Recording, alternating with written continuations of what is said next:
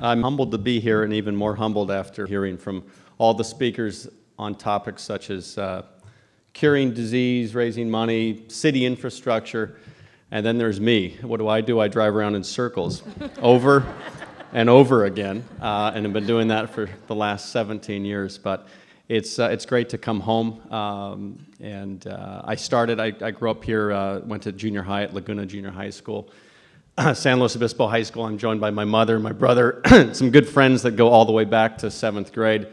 But I thought I'd talk a little bit about the business of racing, since this is a commerce event, and there's a lot of business at the backbone of what I do for a living. But when I started, I was a student at UC Santa Barbara. I'd raced go-karts in junior high and high school here on the Central Coast, down in Santa Maria by the airport.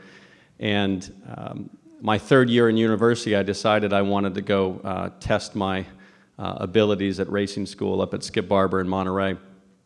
And I mentioned desire in preparing for this speech. I thought I'd talk a little bit about the strength of desire, and it really hit me the very first time I got into a race car. I'd raced little go-karts, but the first time I got in a car at Laguna Seca, the engine hadn't even started yet, and I was just sitting there waiting for my first turn to go out and do a little slalom. And it was a moment of enlightenment as I realized that this is what I really wanted to pursue. And again, the engine hadn't even started, and the strength of that desire really carried forward after I left racing school, with one significant problem that desire faced, which was that I didn't have two nickels to rub together. And I was dropping out of university, to the disappointment of my mother at the time. But so I had to think fast, and the next step straight out of racing school, which was only a 3-day program, and I would like to point out I did graduate. I left with a certificate of achievement. The next step was an amateur racing series, which required about $15,000 to raise to participate in. And little did I know that I'd have to raise about $2.5 million over the next 5 years between racing school and becoming a professional IndyCar driver. So that first $15,000 was like a cliff. It was, it looked twice as high as the wall at the back of this room from where I was starting. And there was a little asterisk in that racing series, and sometimes those asterisks are pretty important to investigate. And that was that the series that I raced in offered a discount, where if you brought a corner worker to flag in the corners. There was 11 corners at Laguna Seca where we raced. If you brought a corner worker, you received a $100 credit per day per volunteer. So I did the math, 11 corners, 3-day race weekend. That's $3,300. 5 race weekend. That's the $15,000 I need is based right there in my ability to recruit volunteers. So I tried to reach out to a few of my old friends from Laguna Junior High. And this is long before I had any leverage like pit passes at the Indy 500.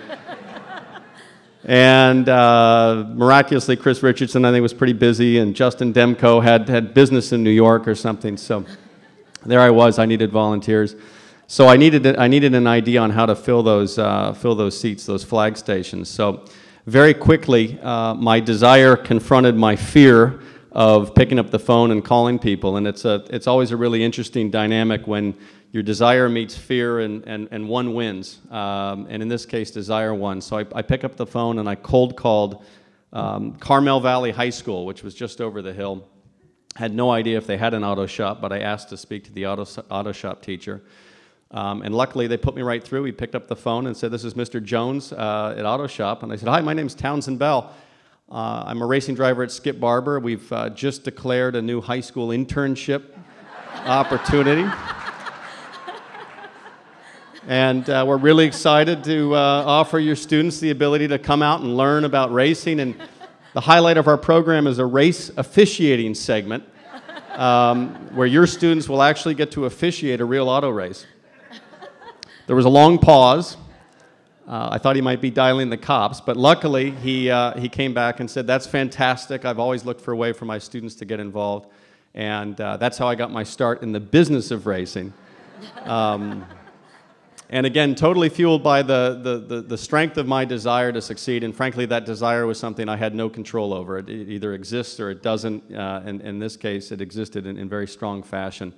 So I made it through that first amateur series, won a couple of races, and then climbed the ladder to professional IndyCar racing. I race sports cars as well full-time now, currently leading the championship in what's called the IMSA series, racing a Ferrari. I still race the Indy 500 as well. I do television for NBC Sports as a color commentator for IndyCar races.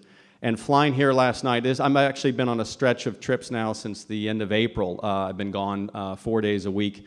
And even though I live in Los Angeles, when I am home, my mother still lives here in San Luis Obispo. When I was flying in last night and looking out at those beautiful golden hills, they're not quite as green as these right now, but the golden hills of San Luis Obispo, and I'm reminded of how lucky I am to have grown up here, and how lucky you all are to be here. And I think we're all linked by the desire to be here and thrive here. So thank you for having me. Congratulations on all of your respective success, and it's a pleasure to represent San Luis Obispo. Thank you.